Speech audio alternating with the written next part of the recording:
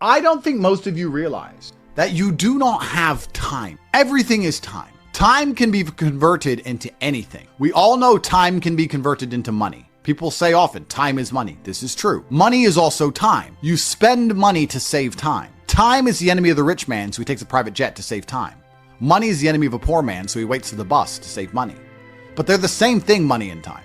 So when I say you don't have time, this is something you need to remember because it's extremely important and you can apply it to most things. You do not have time to have a headache. Do you understand? I'm not saying you don't have a headache. I'm not saying your head doesn't hurt. But you don't have time for it to affect your life. You do not have the waking hours. You are being outcompeted and crushed by people who are more powerful and more connected than you'll possibly ever be. By people who know things you do not know. You do not have time to have a headache. It's simply not acceptable. How do you perform when you have headaches is a stupid question. The fact you've even framed it in that way shows that you don't understand the world. I'll give you another example. You don't have time to argue with your woman. Your woman started an argument today or yesterday, whenever, and you've been texting back and forth. You don't have time. You have things to do. There's unlimited work in the universe. You don't have time to have a headache or message girls or scroll Instagram. You don't have time for any of these things. Time is your lifeblood. It's all you've got. You can turn time into reputation.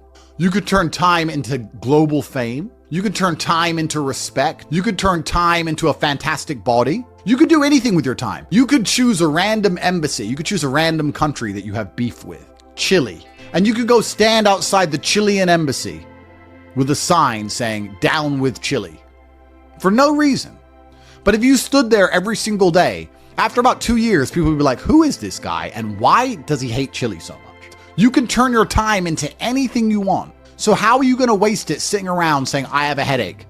Boo boo, I have a headache. But the question is framed incorrectly. If I have a headache, I don't care. And one of the main reasons I don't care is because my enemy doesn't care. You know, when I got injured when I was training for fights, my coach would often say to me, is your enemy going to hit you less or show you mercy because of this injury? If you say, okay, we're about to fight, but halfway through the training camp, I hurt my foot, so, take it easy. No, he's going to try and destroy me anyway. So if he doesn't care, why do I care? And why does my coach care? Nobody cares. The people who are trying to steal your woman, and trust me, everyone is. The people who are trying to take the money that you want to earn and put it in their pocket before you can. The people who want to have large and gorgeous feathers on their peacock to show the world all the amazing things they've done. They don't care that you have a headache. So why do you care? You need to reprogram your mind. You don't have time to have a headache. You don't have time to be doing the majority of things you do. And there's always been and always will be, and we could talk about that again. We were talking earlier about competence, right? Do you think a woman sees you as competent if you complain about having a headache? Let's say you have a headache. It's fine. You have a headache. I'm not disputing that. Maybe it really hurts. That's terrible. If you go, oh, I've got such a bad headache. Do you think a woman looks at you and goes, yes. Oh, I found the guy for me. She may not say anything. She may say, oh, do you want a pill? But really deep down, this guy's a dickhead. I mean, if you got hit in the head with a hammer or shot in the face, fine. But why do you have a headache? From what? Scrolling TikTok. A lot of you deserve the failure you endure. The universe is very giving. I often believe people say the world's not fair. I'd argue that karmic retributions, and in the long run, all in all, is pretty fair. Karmic retributions are real. In the end, God gives you exactly what you deserve. So if you're not happy with your life, you have to ask yourself, do you really deserve more?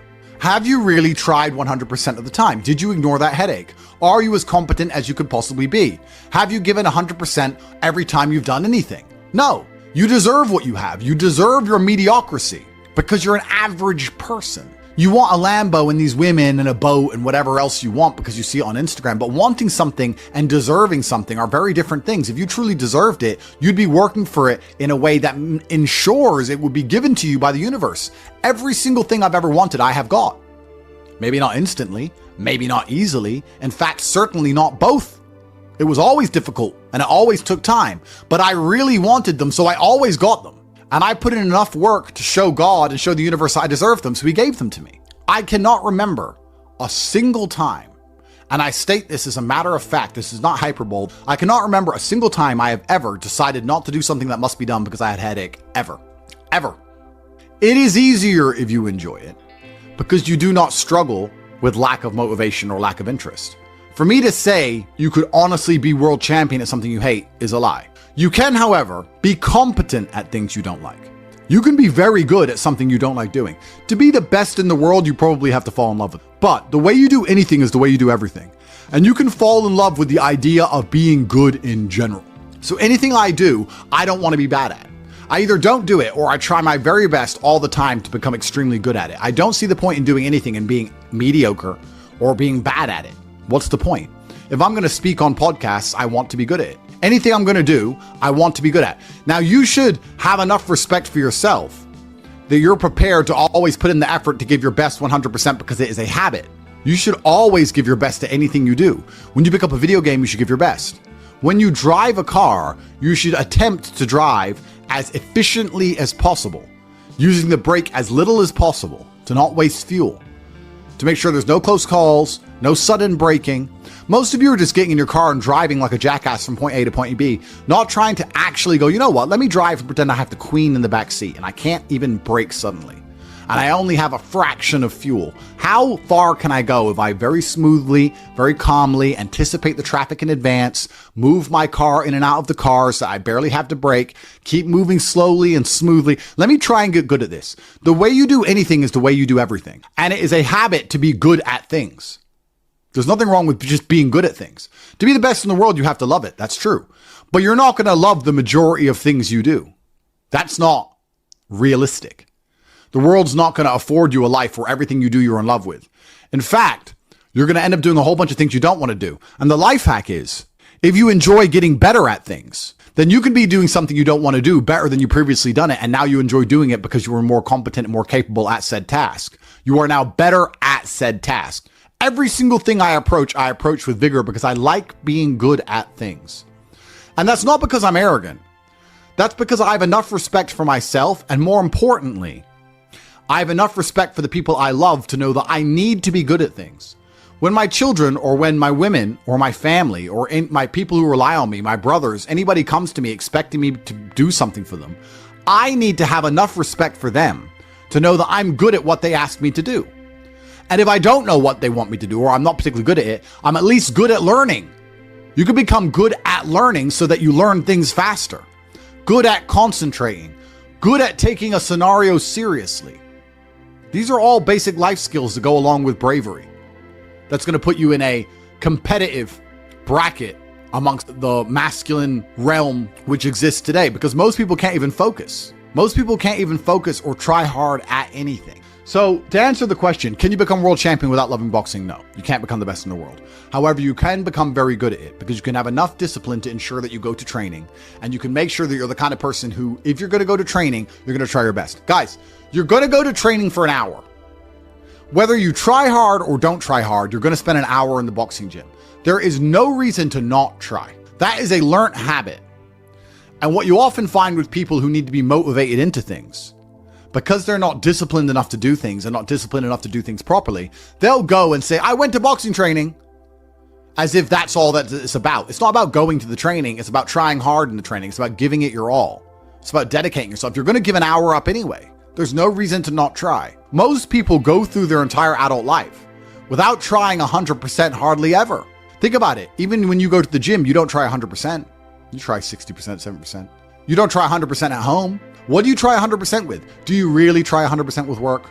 Are you really moving that mouse as quickly as you possibly can? No, you're not trying. So you have people who have gone through life and are going through life without even giving 100% of what they've got ever. And it's interesting because we're entering the most competitive period of human history. So you need to get very good at everything you do all of the time. You'll learn a lot of lessons about psychology in the boxing ring. Now, they're not related, technically. One's exercise, one's the psychology of people. But you'll learn in the fight ring, you'll learn that you're not tired when you're winning. You're tired when you're losing. That once you start to win, you get to find unlimited energy from the universe from somewhere, and you just continue to push forward, no matter how hard it is. Winning is easy. It's trying to turn it around when you're losing that is difficult. You take this lesson from boxing and you apply it to everything else in life. You apply it to money and say, once I start to make money, I know I will have endless motivation to keep making money. It's just hard to make money in the first place. It's hard to get over that hurdle, but once I get going, it's easy. It's a positive reinforcement loop. It's a spiral upwards into infinity. It's a tornado that takes you to the promised land. So to have that unique psychological conclusion, that unique psychological input, you had to become good at boxing. So it's very important that you're good at everything you do all of the time.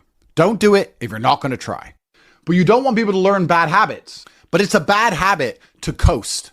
It's a bad habit to spend time and waste it. It's a bad habit to go, oh, I tried. I went. I didn't give it my all, but at least I went. You see this kind of cope online all the time. Yeah, at least I went. It's going that matters. That's not true. It's trying that matters. So you see this kind of cope. Oh, yeah, well, I didn't feel like going to the gym, but I went and just had a light session. Why? You went anyway. So why did you have a light session? If you're going to go, do it. If you're going to do it right. There's no point in half doing anything. You may as well have not done it at all. So this idea you can coast through things, this idea you can lazily try or pretend to try or just showing up counts, I dispute all of that absolutely. You give 100% of your heart, soul, and vigor to anything you do, and it becomes a habit so that it's all you know how to do. Before you know it, you're driving a car trying to do it as well as possible. And you're having a conversation trying to be as clear and compendious and concise as possible. And you're trying to make money as much as possible, as efficiently as possible. And you're trying to educate your children as well as possible. You're trying to protect your family as much as possible. You're trying to get as strong as possible. Because all you know is maximum limits. That's all you've ever done. You've never done any of this. That garbage can go out the window. So you need to get good at getting good at things. And you need to get good at trying 100% at all things, whether you like